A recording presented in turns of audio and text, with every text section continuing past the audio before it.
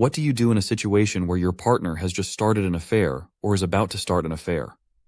The main visible evidence is a general display of lack of interest by your partner.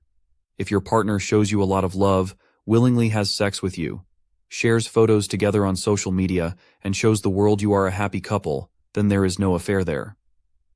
Unfortunately, when your partner clearly doesn't want to spend as much time with you as he did before, behaves strangely, dramatically changes his routine, doesn't want sex, puts up single photos on social media, hides his phone, put a pin lock on it, never leaves that phone out in the open, and always takes it with him. When he goes to the restroom, these are strong signs that there may be a third person in your life. And always takes it with him when he goes to the restroom, these are strong signs that there may be a third person in your life.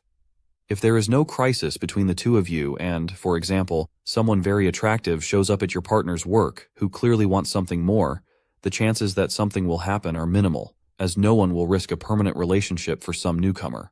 The chances of an affair increase exponentially to how your crisis deepens. That's why it's so important to take care of the friendship in your relationship, because it's a kind of shield against third parties in your life. The longer the crisis lasts, the more distant you become from each other, and if there is a third party there, your negative behavior will even push your partner into that person's arms. Most often, when a relationship breaks down, we suspect our partner of meeting someone at a party and cheating on us there. But statistics show that if your partner is not prone to infidelity, the chances of cheating in such a place are very slim. The most common betrayal is from an ex's partner, followed by someone from work or from a place where they spend a lot of time together. This is how feelings are born, because your partner does not have the slightest intention to cheat on you. But by spending a lot of time with an attractive person, it can so happen that these feelings will arise spontaneously. The need for feelings in your partner, which you do not give, pushes this new relationship further. A big risk to infidelity is an ex-partner, so it is worth ensuring that you actually end this relationship with your ex, not only on your side, but if you can see that this ex in your partner's case is lurking somewhere and there is some contact there.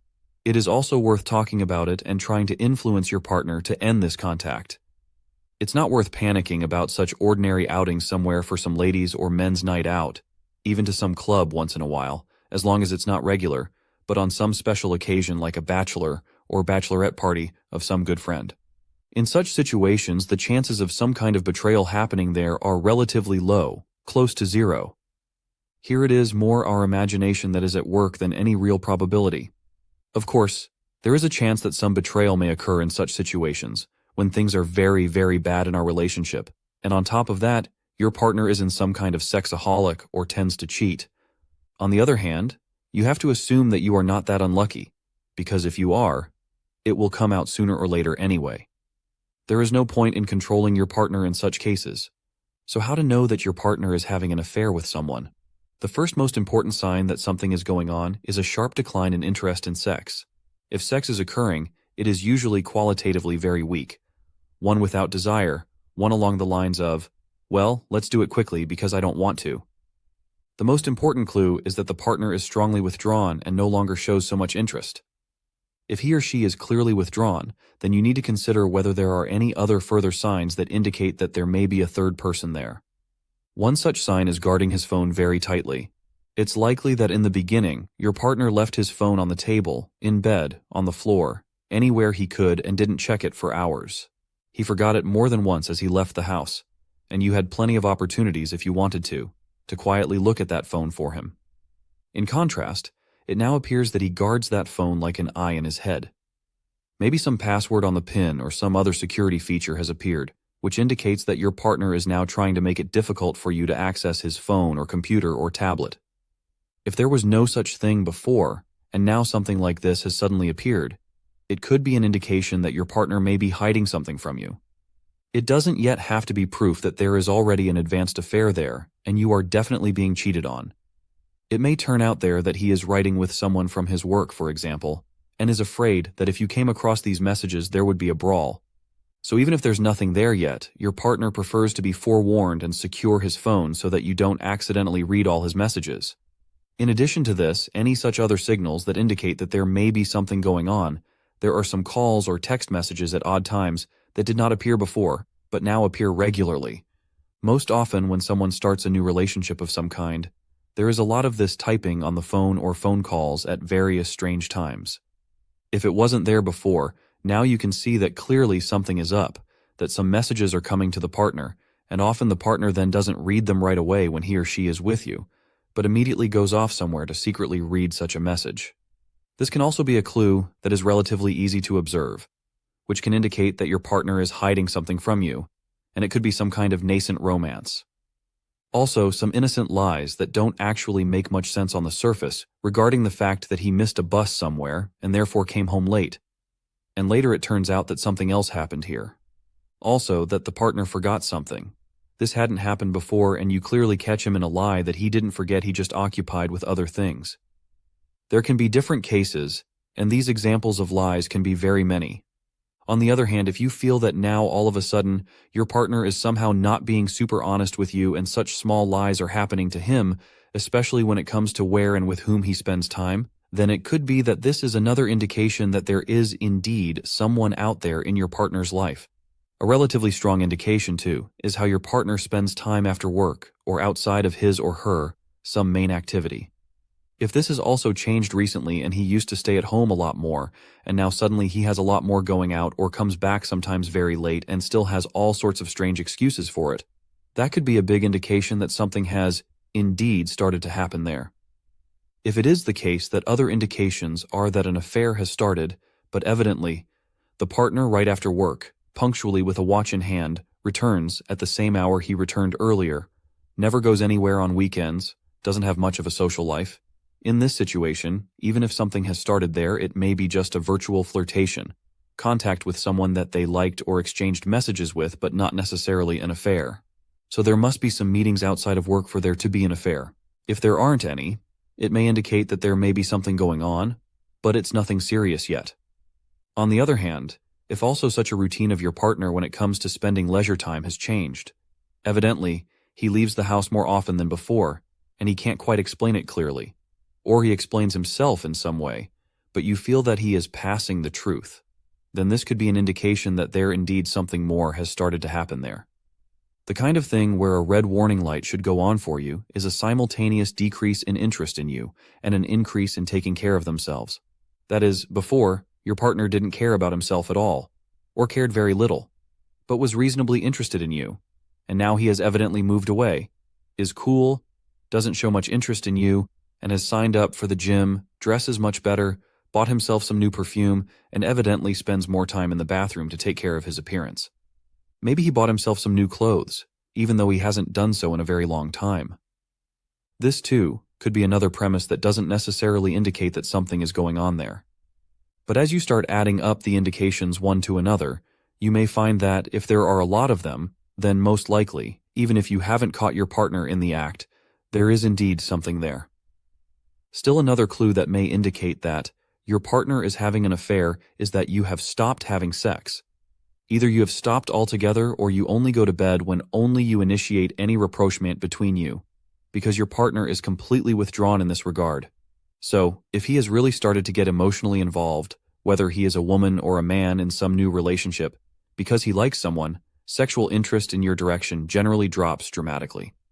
Sometimes, of course, it does not necessarily disappear to zero. He may, for the sake of appearances out of a sense of obligation, agree to such a rapprochement with you, while most likely he will not initiate it himself, or will initiate it much less often.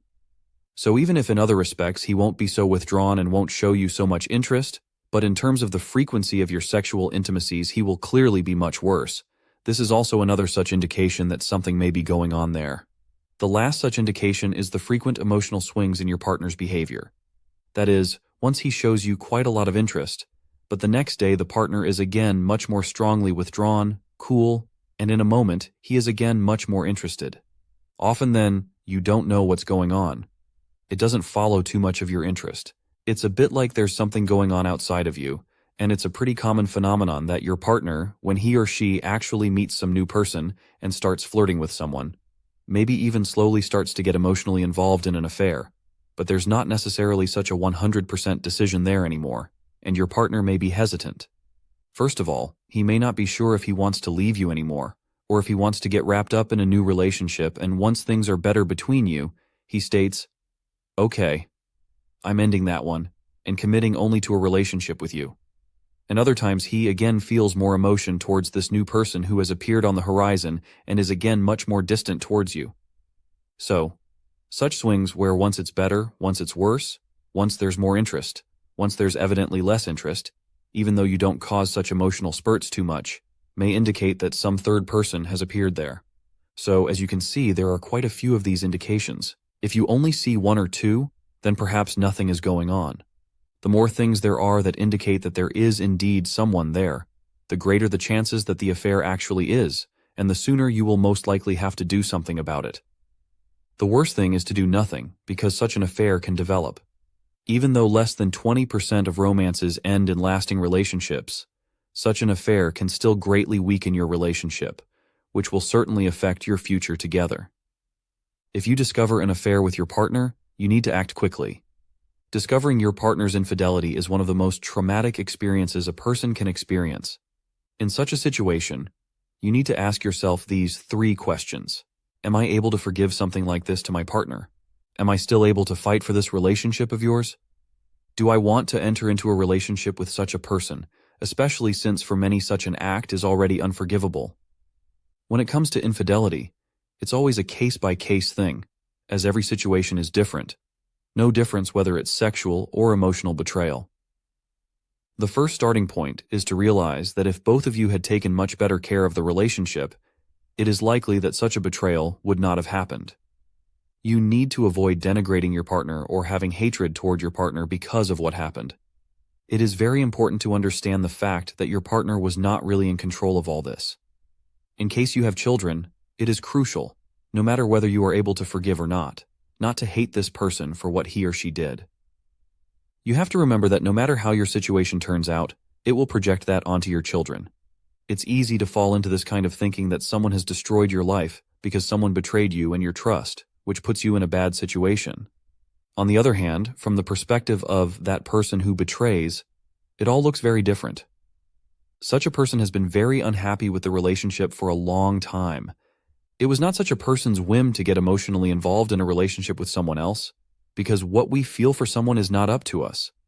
In the same way that you can't fall in love with someone on cue, or in the same way that you can't fall out of love with your partner, the very fact that you are aware that it is not up to your partner whether or not to fall in love with someone helps calm your emotions. Feelings like falling in love come on their own, especially when you spend a lot of time with someone. Before you lose complete trust in your partner, think about the fact that it was your partner who had been unhappy for a while, but was too weak to go through the whole breakup process, so he was looking for some kind of escape from the theoretical trap he was in. It is statistically proven that the person with the weaker position in the relationship most often cheats. Also statistically, people with lower IQs commit infidelity much more often. People who dominate the relationship prefer to break up rather than enter into an affair. This is due to a sense of decisiveness, out of a sense of power, that he is the one who can leave his partner and not the other way around. Unfortunately, people who cheat usually lack inner self-confidence or out of fear of, say, divorce. Of course, there are men who have a weak moral spine, so in the circle of real men such behavior is associated with weakness. This is not masculine behavior. No alpha male will ever commit treason because he has very strong moral values. If you are a man and you have cheated in the past, we recommend our Alpha Male course, which will make you start to have attractive qualities for women, have more confidence and better relationships with women. With women's infidelity, it's a little different. Often women who have cheated once are predisposed to cheat in subsequent relationships. If a partner admits that there have been infidelities before, such people can commit infidelity much more quickly. Often men naively ignore this fact and say so. I know that she cheated on her partner while in other relationships, but she will not cheat on me. The reasons can usually be sought in childhood. Often childhood traumas of adult children of alcoholics and adult children from dysfunctional families increase the chances of cheating. Women who were molested in childhood often manifest sexaholic tendencies in adulthood. Often the desire for sex is so great that they can sleep with just anyone to satisfy their needs. Unfortunately, such a thing can only be treated by specialists. Childhood situations have a huge impact on our decisions in adulthood, so for the second time I would refer you or your partners to a psychologist if you feel it can help your relationship. I invite you to the next section. If you liked the material, leave a like and send it to a friend or someone close to you who may benefit from this knowledge. If you want to support our work and help us create more valuable videos, there is a link in the description.